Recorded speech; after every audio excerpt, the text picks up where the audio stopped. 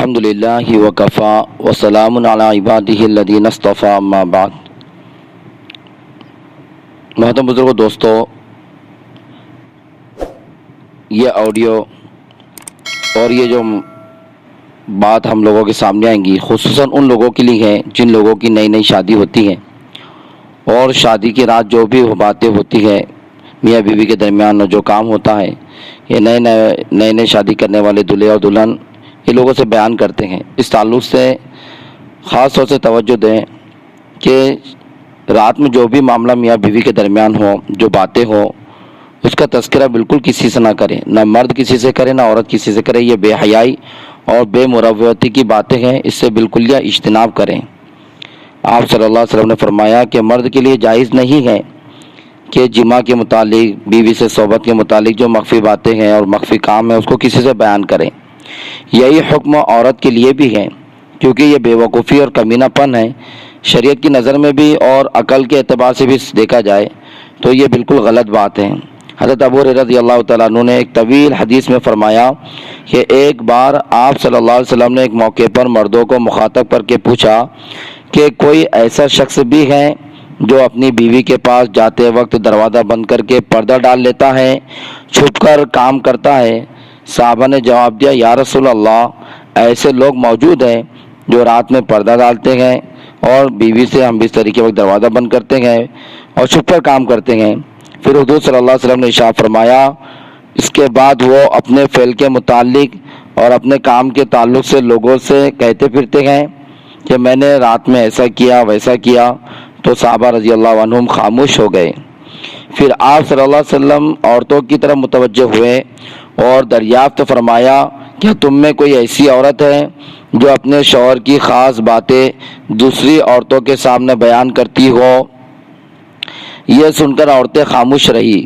کچھ دیر بعد ایک نوجوان عورت اپنے زانوں کے بل کھڑی ہوئی اور عرض کرنے لگی، ایسی باتیں مرد بھی کرتے ہیں اور عورتیں بھی کرتی ہیں۔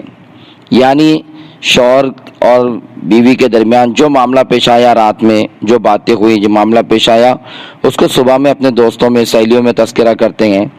تب آپ صلی اللہ علیہ وسلم نے ارشاد فرمایا، جو مرد یا عورتیں ایسی باتیں کرتی ہیں ان کی مثال ایسی ہے جیسے ایک شیطان شیطانیہ سے کوچہ و بازار میں ملتا ہے، اور یعنی کھلم کھلا آپس میں ملاقات کرتے ہیں، اپنی ضرورت کو، اپنی خواہش کو پوری کر کے چل دیتے ہیں، حالانکہ لوگ ان کو دیکھ رہے ہوتے ہیں۔ گویا کہ آپ صلی اللہ علیہ وسلم نے یہ فرمایا کہ میاں بیوی رات میں خاموشی میں جو کام کرے، اگر اس کو صبح میں لوگوں میں بیان کر دیے تو وہ ایسا ہے جیسا کہ لوگوں کے سامنے انہوں نے یہ کام کیا، جو کہ ناجائز اور گناہ ہے۔ اس لیے رات کی باتیں دن میں بیان کرنا ناجائز اور گناہ ہے، اس سے بالکل اجتناب کرے۔ یہ بے حیائی اور بے عقلی کی باتیں ہیں۔ اللہ ہم تمام کی حفاظت فرمائے۔ نکاح کے تعلق سے بات سمجھ لیں کہ شریعت میں نکاح کی حقیقت کتنی ہے، کہ شریعت میں نکاح کس کو کہتے ہیں؟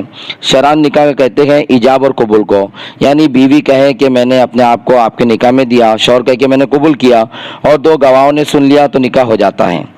نکاح بس اتنی چیز کا نام ہے کہ میاں بیوی کی طرف سے ایجاب قبول ہو اور دو گواہ اس کو سن لیں، دو گواہ میں دو مرد ہو یا پھر ایک مرد اور دو عورتیں ہو تو نکاح ہو جاتا ہے۔ اب نکاح میں خطبہ کا پڑھنا، اسی طرح نکاح کا اعلان کرنا، نکاح کا مسجد میں ہونا، نکاح پڑھانے والے کا نیک چلن ہونا، گواہوں کا عادل ہونا، نیک صالح ہونا، یہ جتنے بھی امور ہیں یہ مسنون اور مستحب ہے، ضروری نہیں ہے۔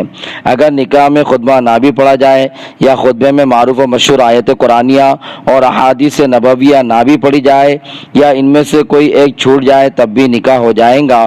اسی طرح نکاح کو رجسٹر میں درج کرنا نہ فرض ہے، نہ واجب، نہ سنت، بلکہ یہ قانونی چیز ہے جو عدالت کے موقع پر ضرورت پڑتی ہے اس کی، اور جھگڑے نزاع کو ختم کرنے کا ایک آسان طریقہ ہے۔